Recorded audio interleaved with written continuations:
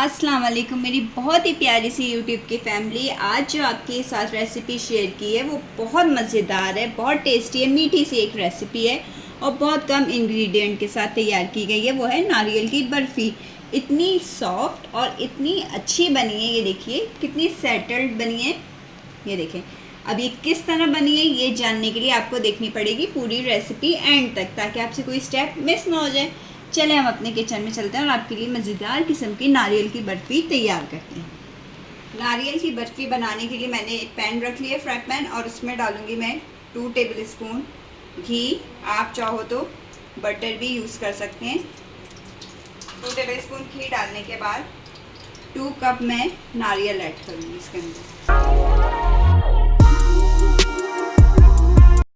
ये देखिए, आपने जो आंच रखनी है ना, फ्लेम, वो बहुत लो रखनी है और इसको थोड़ा सा हमने रोस्ट करना है, हल्का हल्का सा इसका नारियल का कलर चेंज हो जाए। बहुत मज़ेदार बर्फ़ी बनती है, आपने ज़रूर ट्राई करनी है और बहुत कम इंग्रेडिएंट के साथ तैयार की गई है।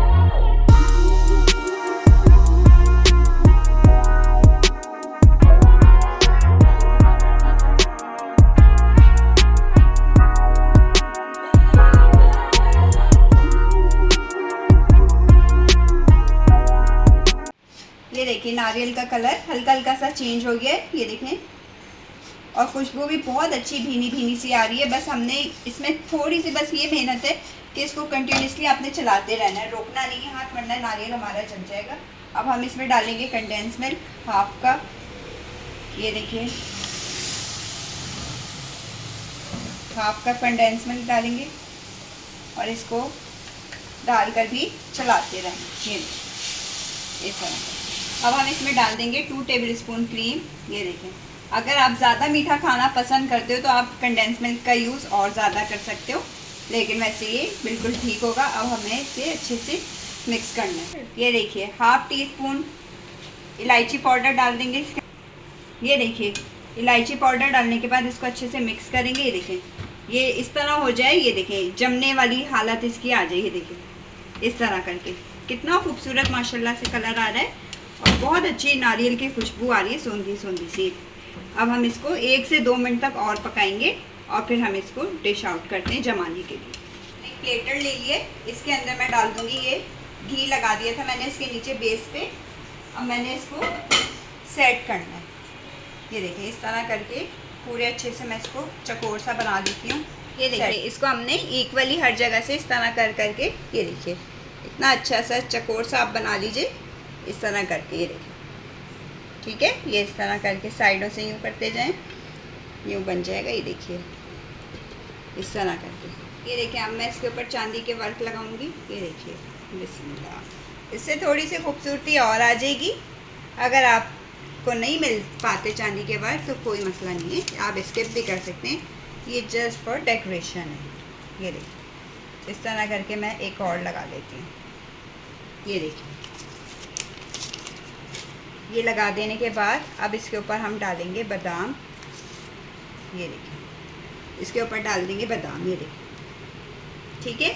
अब इसको थोड़ा सा सेट होने के लिए छोड़ देंगे।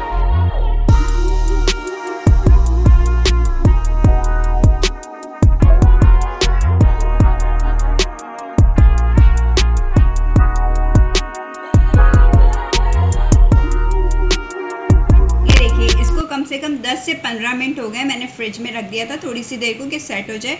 अब हम इस पर कट के निशान लगा लेंगे। ये देखें, इस तरह करके, बिस्मिल्लाह। ये देखिए, इस तरह कर करके मैं कट के निशान लगा लेती हूँ, जैसे बर्फ़ी होती है हमारी।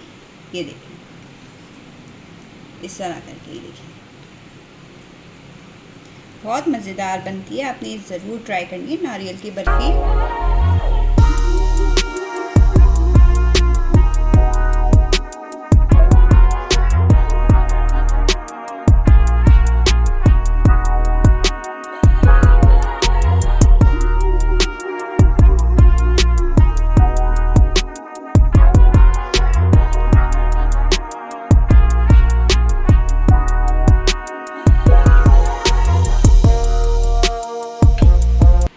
ये देखिए, कितने अच्छे माशाल्लाह माशाल्लाह बहुत खूबसूरत बने। ये देखें कितने इजीली अलग हो रहे हैं। ये देखिए, बहुत अच्छी हमारी ये बर्फ़ी तैयार हुई है। देखें ये देखिए, इसको मैं एक पीस को और थोड़ा सा छोटा कर लेती हूँ। ये देखिए, अब मैं इसको सर्व करती हूँ। ये देखिए कितनी सॉफ्ट और कितनी मज़े की बनी है। ये देखिए, अब मैं इसे डिश आउट करती हूँ।